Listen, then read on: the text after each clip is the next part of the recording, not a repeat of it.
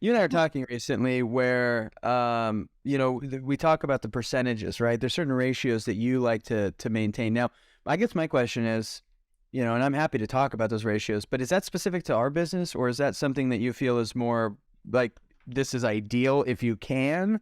What are your thoughts around that? And if it is more broad than and not just applicable to us, I think it would be good to talk about those numbers. Yeah, so I think it's interesting when you talk about those percentages and calling them up for what they are. They're more or less budgets, and they're kind of safety constraints for you to have within your business. And so the numbers that we use with you are, 10% for paid client acquisition, 45% for labor, 85% for overheads. Now, Of revenue. yeah, of revenue, of your net revenue. So like, to give a clear example there, if somebody's going to pay you $3,000, but 1,000 of that is going to pay for their ads, 2,000 is the number that we're talking about there. So, so those numbers that we're using for you, they're I'd say that they're good extrapolations from very high concept. I'd say more of historical numbers of saying, oh, you want to spend like a third on client acquisition, a third on labor, and then the rest is like, overhead, profit, all that good stuff. Third of your expenses on labor, third on overhead, sorry. And then, Well, I feel like that's even more of a generalization though, because I feel like you've even gotten more granular with us than that. yeah. So that's what I'm saying. So it starts at the granular level. Gotcha.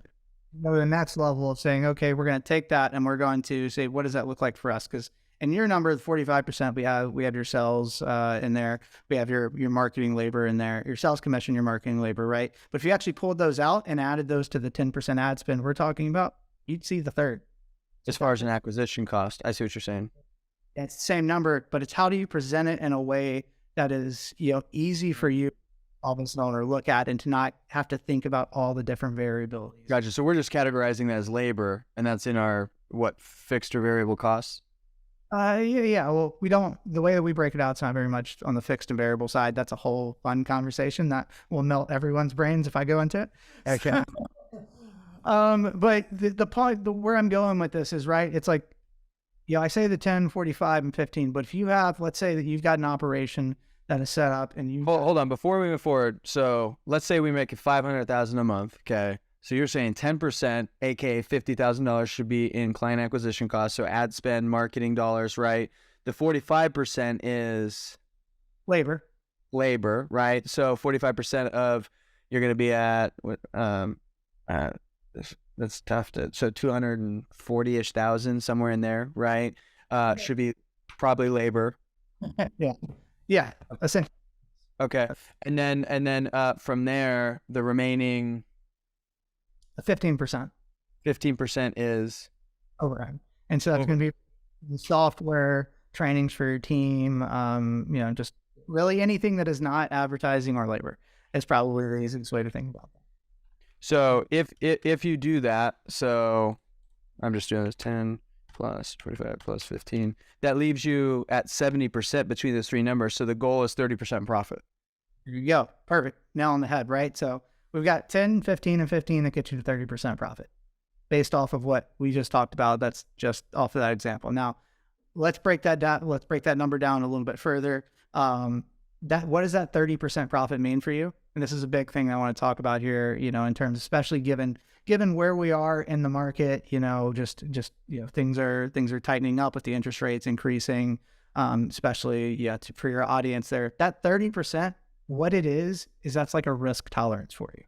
Because if something goes bad in your business, external or internal, maybe you have a key team member leave and that causes some clients to leave you, in effect, maybe in the market rates increase, right? That 30%, the bigger that is, the more chance you have for something to screw up and not go down a break even or worse. The smaller it is, the more vulnerable you are to one single breakage put in. And so when it comes to these numbers that we're talking about, what you should do, it's more important than where did the numbers come from than to just have numbers on paper written down to say, okay, I'm set to make 400K this month. I'm setting aside 40,000 for my ads. So if you don't leave 40,000, if you don't, spend more than 40K, you will have 10% on your ads. If you go into, the 45% there, if you set aside 45% of that number and you don't spend more on labor, you're going to be at your budget. You're going to be at 45% on labor. Same thing with overheads, and you're guaranteeing yourself 30% profit at that time if you stay within those constraints. But now the distinction there as well is profit does not equate to distribution, right? That's money left over in the account at the end of the month, but that does not equate to owner pay. Which leads me, so I talk about profit being like a risk tolerance thing, kind of I said it earlier on like a sheet, but a risk mitigator, right? So you're going to have profit being one metric there. The other is going to be actual cash in your bank, in your business's bank, not your personal bank, but in your business's bank. And so what you want to have there is like a benchmark for yourself is really 3 to 6x expenses. Now, if you knew a recession was coming, which I mean, we can say, are we in it or are we not? But I'd say everyone's feeling a little tight right now. Yeah. You want to have that number be on the higher end, closer to the 6, because you know that that's coming, right? So you're preparing. But 3x is the general, like, if you had to pick one number and be very general with it, 3x operating expenses is what it is. So what are operating expenses? It's the ads I was telling you about, it's the labor I was telling you about, and it's the overhead that we were just talking about. You want to make sure you have 3x of those expenses in your bank at all times.